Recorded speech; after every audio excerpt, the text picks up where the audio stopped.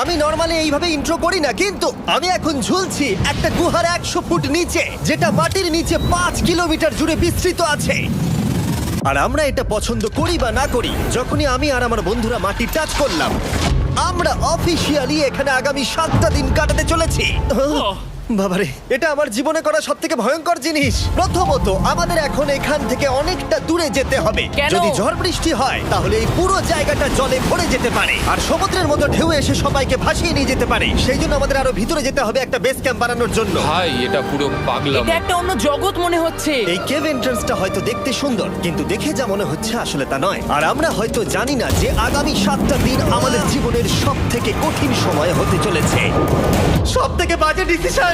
ঠিক আছে, আর কিছুক্ষণের মধ্যেই অন্ধকার হতে চলেছে। ক্যাম্প না করলে আমরা বিপদে পড়বো। আমরা কোথায় যাচ্ছি সেটা কি বলবে? আমাদের ক্যাম্প সেটআপের জন্য একটা ফ্ল্যাট গ্রাউন্ড খুঁজতেই হবে। কেভের ভিতরে ঢোকার পরে আমরা এমন একটা জায়গা খুঁজে পেলাম যেটা অনেকটা উঁচু